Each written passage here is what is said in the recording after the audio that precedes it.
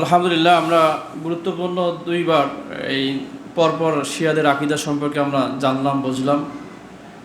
তো মূলত এতটুকু আমাদেরকে, এত তো আমরা মনে রাখতে পারবো না, তো এতটুকু মনে রাখবেন, শিয়াদের দ্বারাই সমাজে সবচেয়ে ব্যাপক মুসলমানদের ক্ষতি হয়েছে। বেদাত সৃষ্টি করছে তারাই, শিরক বেদাতের সূচনা হয়েছে তাদের থেকে, এবং কোরআনের অপব্যাখ্যা করছে তারাই সবচেয়ে বেশি। আমি একটা আয়াত বলি, যেমন আল্লাহ পাক বলছেন ওয়ায়ানহা আনিল ফাহশাই ওয়াল মুনকার ওয়াল বাগি, এটা একটা কোরআনের আয়াত।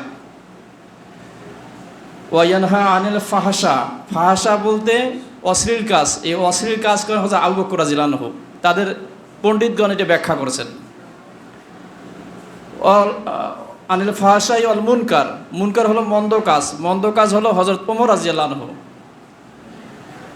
আর বাগি মানে সীমালঙ্ঘন, এই সীমালঙ্ঘনকে তারা বুঝিয়েছেন হযরত ওসমান রাদিয়াল্লাহু আনহু। এখন বলেন, আমরা যারা সুন্নি আকীদার লোক, তারা কি আমরা আবু বকর কি আমরা কি এরকম মনে করব? আল্লাহর নবীর পরে, নবীদের পরে সবচেয়ে বেস্ট, সবচেয়ে পপুলার এবং ফজিলতপূর্ণ লোক হলেন হযরত আবু বকর সিদ্দিক রাদিয়াল্লাহু আনহু, এরপরে ওমর, হযরত ওসমান। এগুলি অসংখ্য হাদিসদের আপনারা প্রমাণ আপনারা জানেন।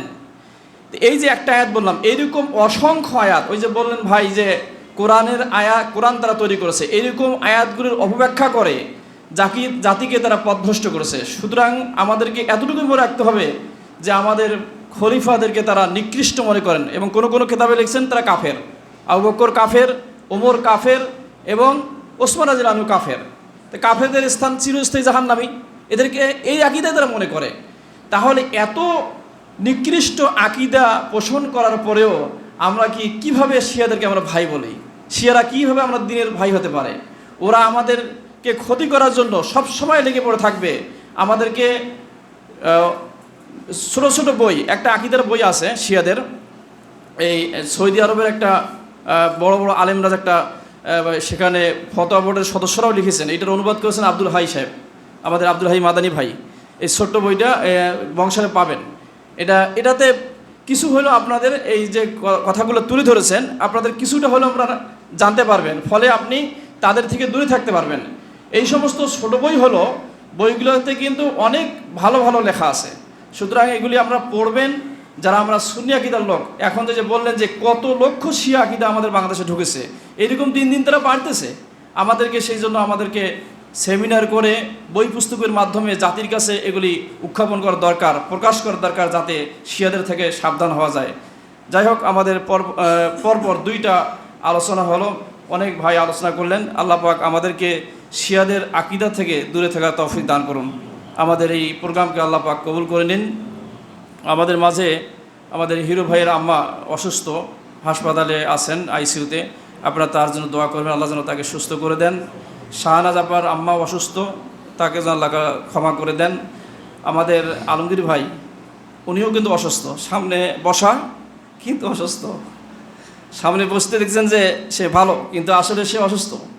উনি 8 তারিখে আমেরিকা যাবেন চিকিৎসার জন্য, আপনারা প্রাণ খুলে দোয়া করবেন, নামাজে দোয়া করবেন, আল্লাহ পাক যেন তাকে সুস্থ করে আবার দিনের খেদমত করার জন্য যেন দেশে ফিরার জন্য তৌফিক দান করেন। লা বাসা তাহুরুন ইনশাআল্লাহ। আজহিবিল বাস রাব্বান নাস ওয়াসফি আনতা শাফি লা শিফা ইল্লা শিফাউকা শিফাআন লা ইগাদিরু সাকামা। আপনারা সবাই বৈঠকি দান করবেন ইনশাআল্লাহ।